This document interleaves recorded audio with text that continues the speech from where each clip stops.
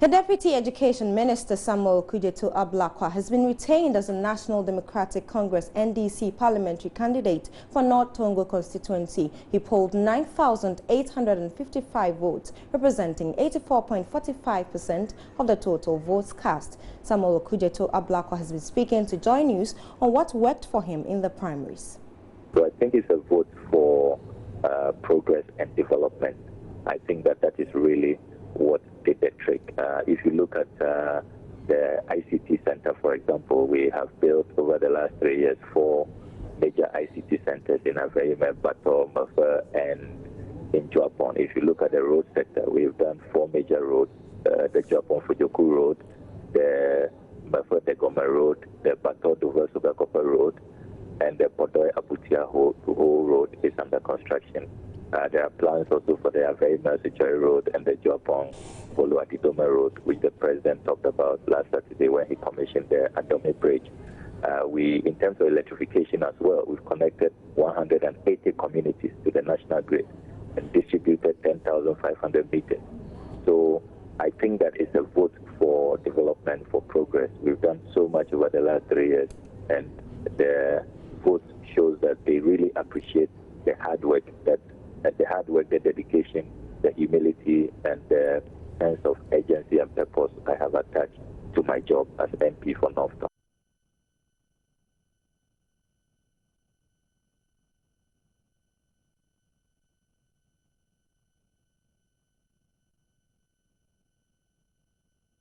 Mr. Ablakwa has also been outlining his plans for the constituency. Over the last 2 years, we have connected about 180 communities, and we have also managed to, apart from the ICT centers, secure about 1,000 computers, not only for the ICT centers, but also for the schools in the North Tongo district. So we are pretty clear in our minds that our ICT agenda, the agenda to bring North Tongo into the digital village and expose them to the opportunities that the modern digital era has to offer so far as development, commerce, education, invention is concerned. We are pretty confident that they now also have a fair opportunity to participate in the digital age.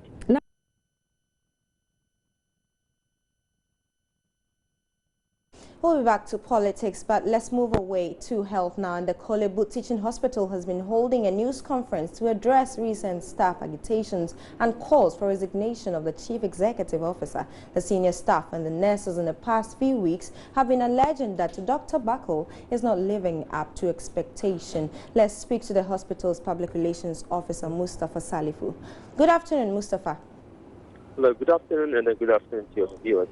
Thanks for joining us. Now, the management has been addressing the media on the recent issues. What is its position?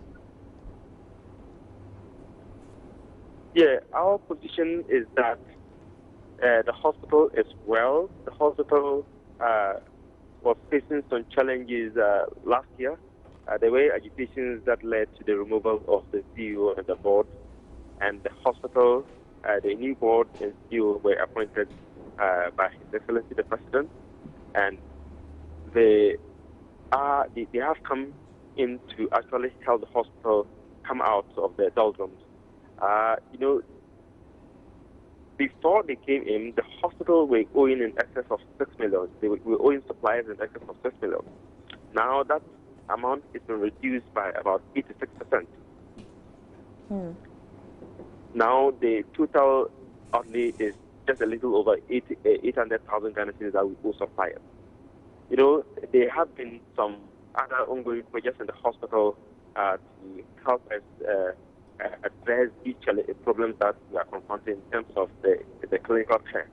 You know, the works are going on at the to have them renovated so that we can offer good service to our patients. So generally, we just want to tell the story that the hospital is well equipped, the hospital is on the right path, and that we need the support of everybody to join us so that we can move Kolebu in the right direction, so that patients can be served well. So it's management is missing what the staff is saying, because this is not the first time. These adjudications have been coming up every now and then, especially with the CEO. What particular, what exactly do they say about the CEO? I just cited the debt portfolio of the hospitals, and what has been we have been able to do to give an example of what is happening under the current board of management. But the staff is saying that the CEO is not living up to expectations. Basically. What specifically, on what account are they saying he's not living up to expectations? I just cited an instance so that the hospital is on the right path. We are on an even keel, and then we need the support of everybody to join us so that we can move. I mean, when you owe the suppliers, that you need to provide care. And here is the case. This was something that was hanging on our neck. 2014, the new board and CEO came in, and they have been able to whittle this down by about in excess of nearly 90%. So now what we owe suppliers is just a little over 800,000 from over 6 million Ghana cedis. So when you do this, then you have the needed input, the needed resources to provide care to patients. So, and that is very critical in the hospital, because if you have the staff and then you don't have the input to deliver to provide care, then the patients might as well just go elsewhere for the service. So These are the important things that we are doing now. Right. Now, finally, before I let you go, what's the way forward? What are you going to be telling staff, because they seem very agitated? Yes, the hospital management has already met a cross-section of the staff to give them a brief to respond to the various allegations made by the Senior Staff Association. And then the hospital board, the management still runs an open door policy. Invitations were extended to the Senior Staff Association to come and then present the issues that they have, but they have not been able to do that. And we expect that they should come forward so that we can sit down and then dialogue. We think the issues that are raising are internal issues. They are issues that should not be discussed in the media. So we still want them to come over so that the hospital management can sit down with them and look at the various allegations that they've made and then the evidence that they have to support that, so that we can move forward.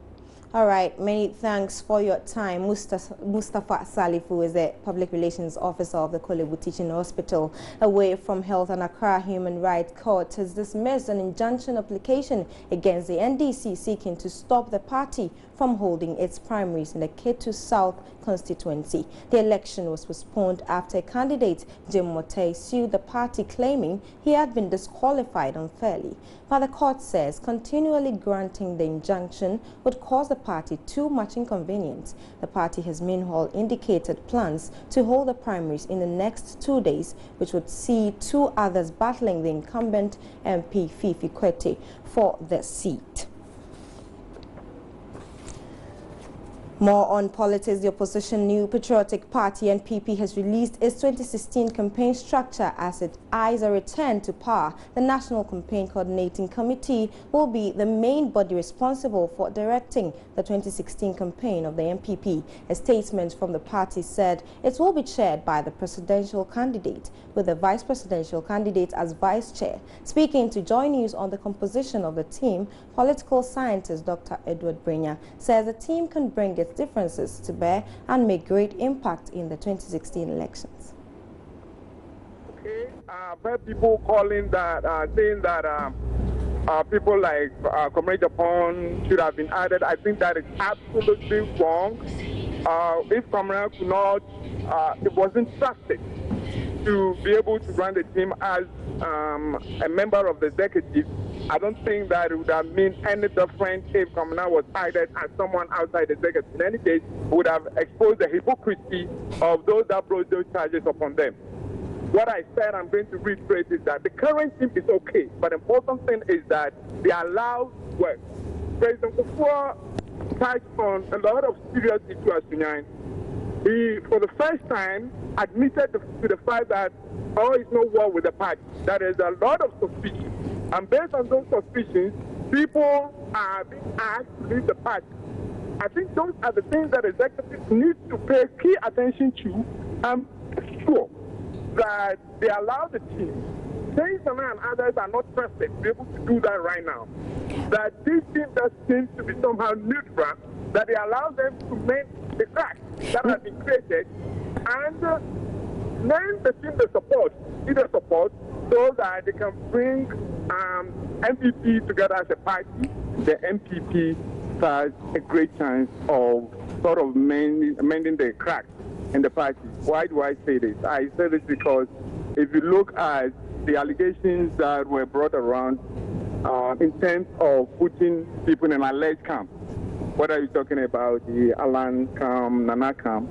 Peter so far was not tainted. He wasn't directly put in any of the camps.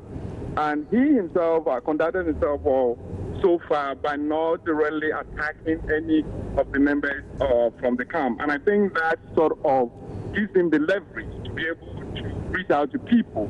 Also, if you look at Peter, he's an experienced politician who understands the electoral laws of this country. And I believe that in itself, having been a member of the 2012 campaign team and now being a leader, that should give Peter and his team the leverage to be able to reach out and do the things that the presidential candidate himself has not been able to. Dr. Brenya also made some suggestions to the MPP in their campaign strategy towards 2016. Happened so far with the MPP, they have a difficult barrier to cross, but it is not undoable. It all depends on how the MPP comports itself. It all depends on how the MPP allows the campaign team to work. It all depends on how the leadership of the NDC NEC and Nana Akufo-Addo compound themselves. If at this time they are going to stop the victimization and sort of attacking of people because they suspect them that they are not loyal to Nana and Nana's interest in 2016, then there is they have the opportunity to mend the cracks and then be able to properly manage the campaign.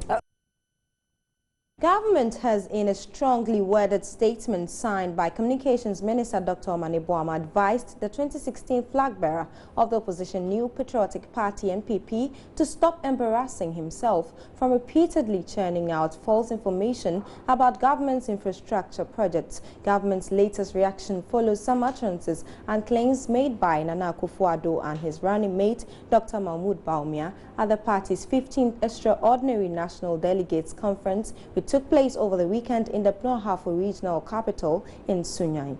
Cataloging several cases of supposed misinformation by Nanado, the government said it was blatant falsehood for Nanado to have suggested at the MPP's conference that government had inflated the cost of most infrastructure projects. The statement further said it would appear, however, that he is determined to press ahead with this ignominious role as the peddler-in-chief of lies and concocted stories about government.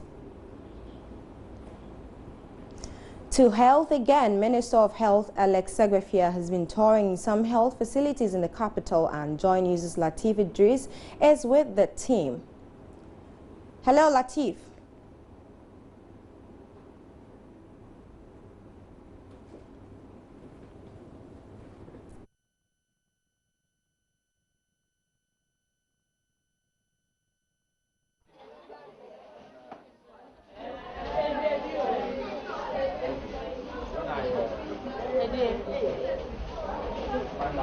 Will be telling us which facilities the minister has been visiting.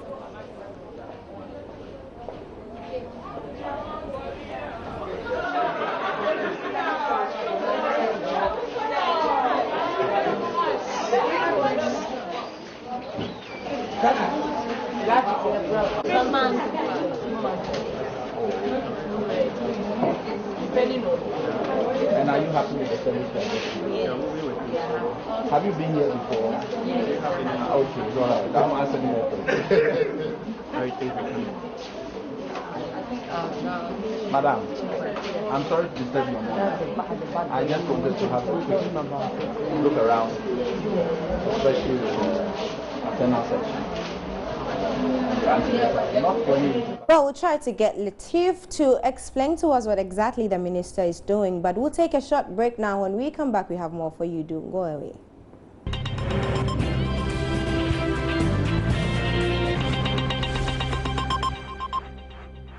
So we'll go back to our earlier story where the Minister of Health, Alex Segbefia, has been touring some health facilities in the capital, and my colleague Latif Idrisu is there with the team and has joined us on the phone lines. Latif, good afternoon. Hello, Latif. Abigail? Right. If you can hear me, can you kindly take us through which facilities the team has visited? Abigail, as we speak, we just left the Mamprobi Polyclinic. That was the first point of call for the health minister.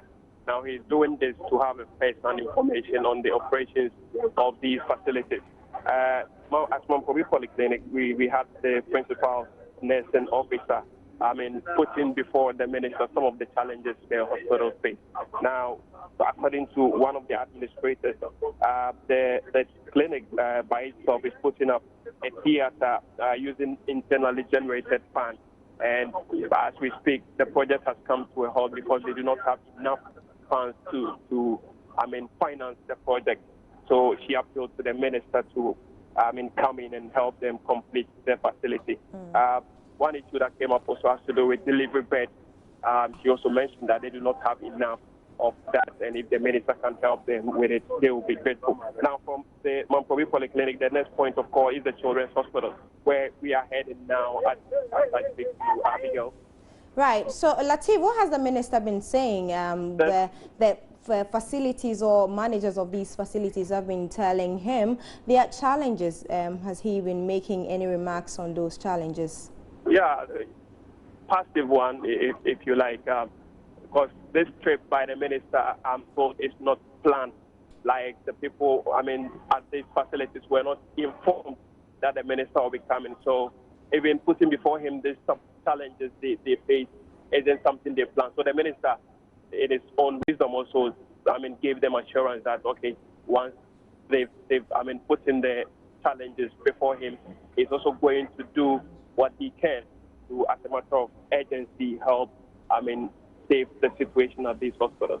And now, because one would expect the minister to also visit the Polebo Hospital, because as we speak, right.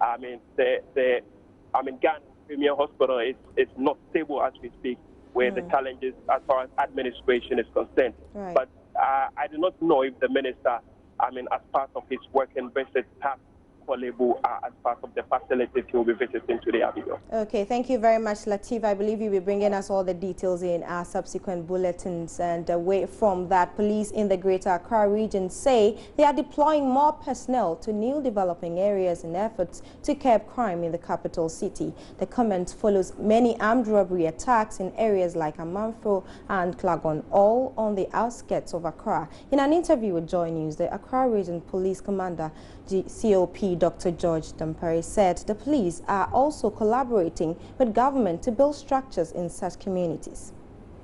Institutionally, it is the responsibility of government to ensure that these structures are in place to provide the security for the people.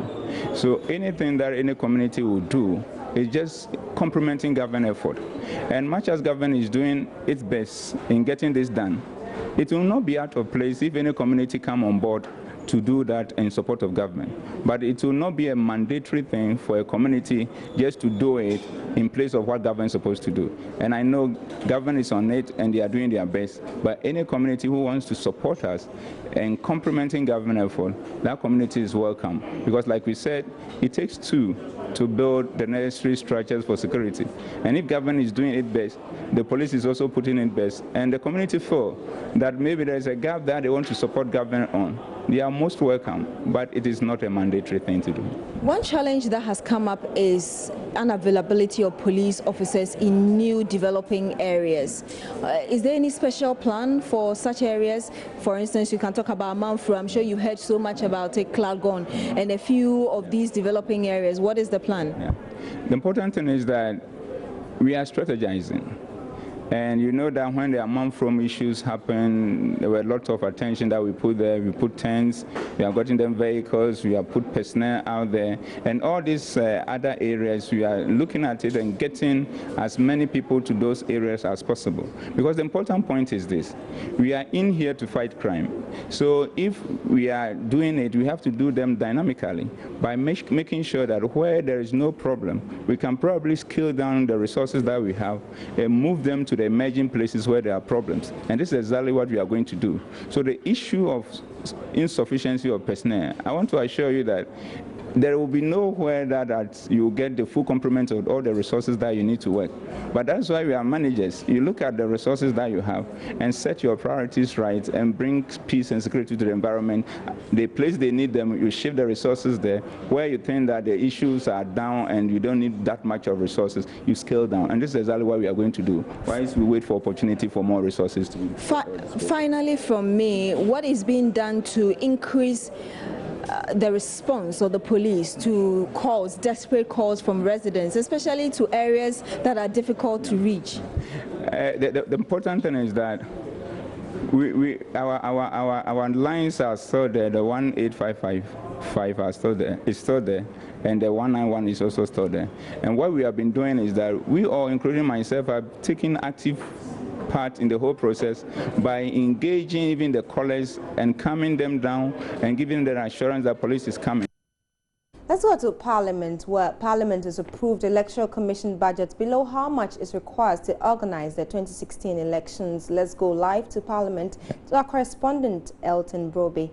Good afternoon, Elton. Good afternoon. Right, Elton, give us the details of what has been happening on the floor of the House. Parliament is rising tomorrow, so today and tomorrow the attention is on the estimates and the appropriation bill. So today, for instance, some of the ministries that are still outstanding are in Parliament, pushing through their estimates for approval. The Electoral Commission allocation for 2016 is on the other paper, and then very soon that motion will be moved for the approval. Now, what I've picked is that the report before Parliament, and this is going to be moved by the Majority Leader, Adam Babin, the amount of money involved here for the services of the Electoral Commission in 2016 is 826.897 million Ghana. Now, this is far below what the EC says it requires to organize the 2016 election, because the EC last week Thursday, when the chairperson met the committee of the whole, told the House that it requires 1.2 billion Ghana cedis for a successful organization of the 2016 election. 1.1 billion will go directly into the elections, and another 100 million Ghana cedis will go into administrative expenses that the EC will undertake in 2016. However, what is before Parliament now is an amount of 826.8 million Ghana cedis. There's, however, an explanation regarding the 400 million Ghana cedis funding gap that it requires to add up to the 1.2 that it requires. The information I've picked is that there is some kind of agreement between the Electoral Commission and the Finance Minister. So as and when funds are available, the Finance Minister will release the additional 400 million Ghana cedis to top off the 826 that Parliament is approving for the services of the Electoral Commission in 20. This amount, however, excludes what the EC may require for either a limited registration, voters registration exercise, or to have a fresh voters registration ahead of the 2016 election. Because according to the EC, the committee is set up to come up with recommendation on the way forward, has yet to present a report. We are expecting that report this week. So for now, what Parliament is approving for the Electoral Commission is 826.897 million Ghana cedis. And then as and when funds are available, the additional 400 million cedis will be given to the Electoral Commission, so that in 2016, it will not be tap of funds for a successful organization of the election. So, Elton, if I understand you correctly, the remaining funds, it's more or less approved, but it's because there are no funds right now. Is that correct? Well, that's the information I've picked, that there's an agreement between the EC and the Finance Minister. So for now they've been given this. As we enter into the year 2016 and funds are available, the EC will be given additional 400, but we will not get to the point where the EC will have to fight with the finance minister over this particular money. Well, talking about the finance minister, I know he has been trying to push Parliament to approve some loan. Any news on that? Well, on the other paper today, there's also some loans. I mean, if you put together, you're looking at almost $80 million US dollars.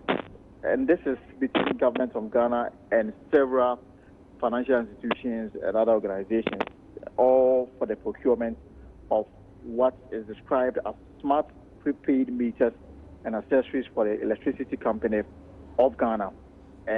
But the report we are waiting for it to be laid before Parliament so that members can have a bite on what really is going into it. But according to the communication before Parliament, the amount of money, almost $80 million, is to help the EC, the electricity company of Ghana, procure smart prepaid meters and accessories for its operation. Right. Thank you very much, Elting, for those updates from Parliament. I believe it's a good time to break for business. When we come back, Emmanuel will be bringing you all the details in business. To stay.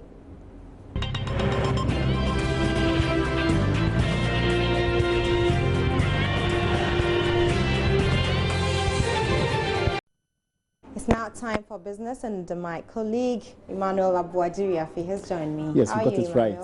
I'm fine. How are you too? I'm well, by Christmas grace. is in the air. Yeah, but business still goes on. What's happening? Of course. Well, in business today, you know, it's a shame that Ghana has still not taken its rightful place when it gets to cocoa supply. We are number 2 to Cote d'Ivoire. And one of the key reasons is that inconsistencies in fertilizer supply has been bedeviled the sector, a lot and of it's challenges. really challenging. Right, take us away then. All right, so it's business time now. My name is Emmanuel. Now, civil society group Send Ghana is urging government to find more sustainable sourcing for the funding of fertilizer subsidy program. Research by the group has revealed government was only able to give out half of its 180,000 metric tons fertilizer subsidy target for this year. Programs Officer for Send Ghana, Nana Aisha Mohammed, believes more should be done to ensure farmers get the full supply of fertilizer subsidies come next year. The late rollout of the project or the program was probably responsible for the halving of the purchase, because they probably realized at the end that when they purchase more, it will become waste. So maybe they did not purchase all, or we may say we may be attributing it to maybe not being able to meet in terms of financial obligations, because as a country we all know that we are going through an economic downturn, and therefore we will have to probably review some of the things that we have said we will do in terms of cutting back.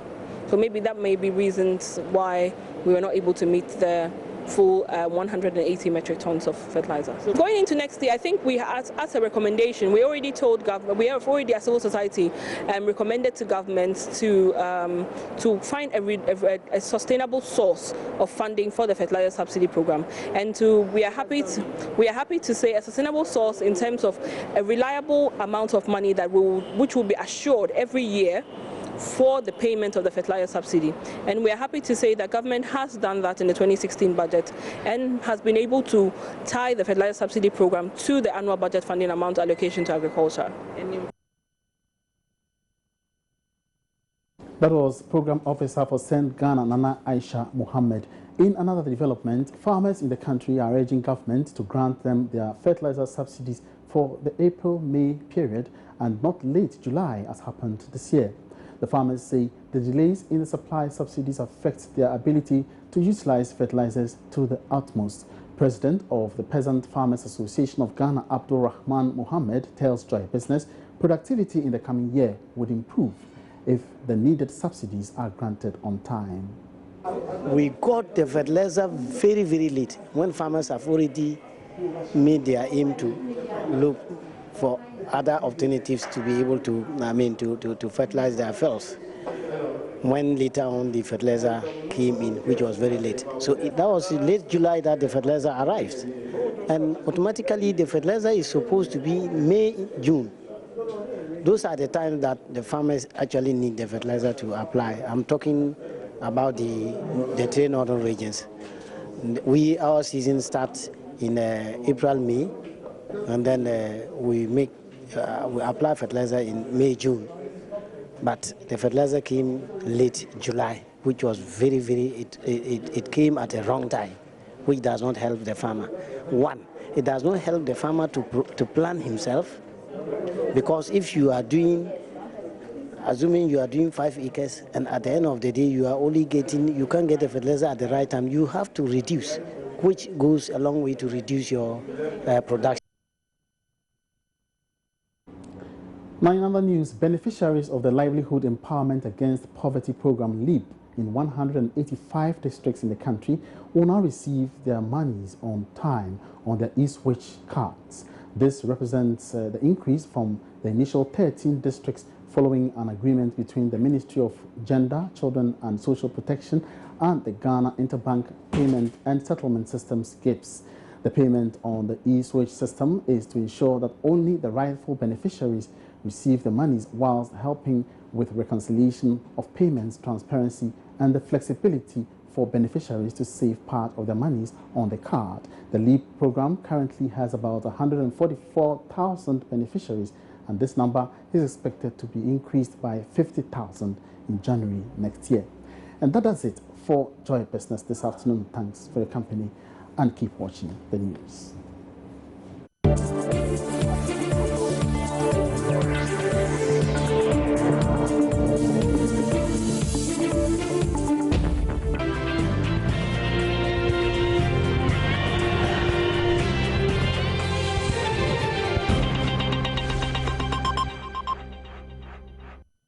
Talk entertainment, and guess who is here? Becky, good to see you. You too, good to see you. It's good to introduce you. What's happening in the showbiz world? I know Miss Universe is on top. I know, right? Ifya Girl Talk is also on top. Great. And so I'm giving you that one. All right, take it away. Known for her smoothing voice, Ifya has once again proven to both her foreign and Ghanaian fans that she is still the best female vocalist in Ghana at her debut Girl Talk concert Friday.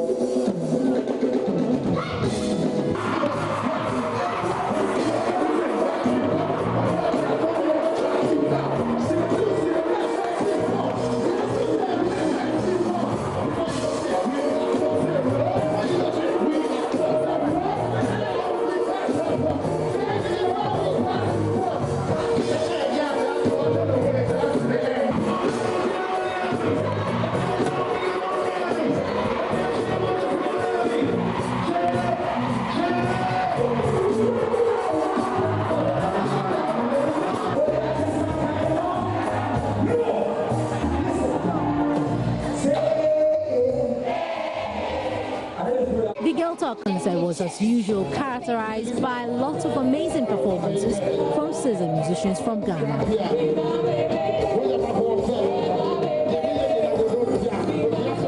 The host artist Ifya had such energy, the performance thrilled patrons very much. The patrons could not hold back their impressions of the concert. What do you make of Girl Talk 2015 with Ifya? I think it was a good show, you know Ifya always delivers, so I was just coming to watch her perform, and then yes, I think I enjoyed myself.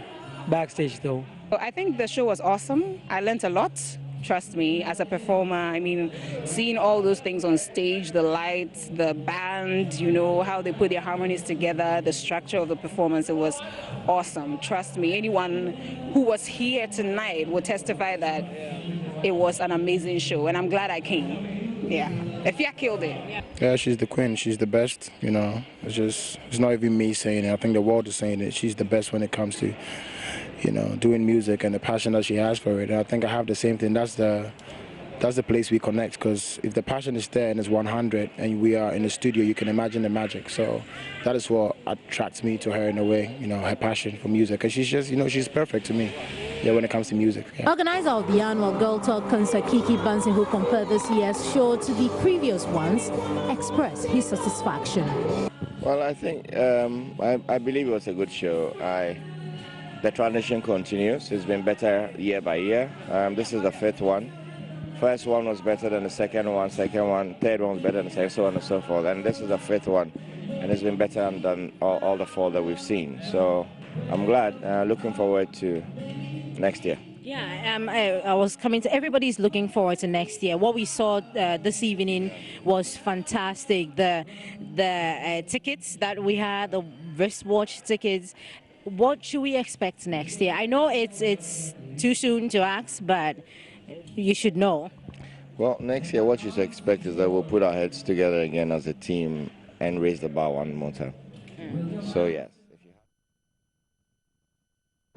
Away from the girl talk concern, the Miss Universe 2015 contest has ended in confusion after the host mistakenly named the wrong woman as the winner.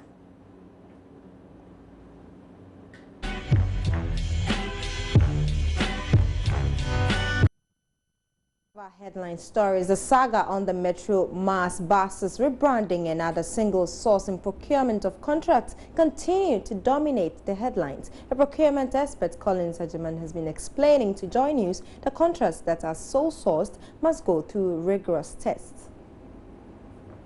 Be present. One, are we buying under emergency? Is it a security related item? Again, we have something we call contract extension. I will explain that too. Contract extension is where maybe you bought a particular equipment for some work.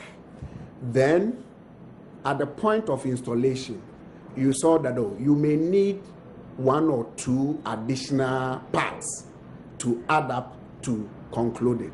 So then, you need to extend the contract. And even in the law, it states that when you have such a situation, the parts that you're going to add to the major contract shouldn't be more than 14% of the original contract.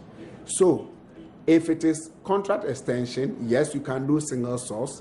If it is an emergency, yes, you can do single source emergency. For example, let's say you have cholera outbreak or like Ebola came in, and we need to get some vaccines, today or tomorrow. That one, you can justify why you should just walk to a particular company that produces that vaccine. Even when you have a lot of them doing, you can't have the time to go through that. And that'll be all for Joy News today. My name is Abigail Adomako Enchi. Thanks so much for staying with me. Have a good one today.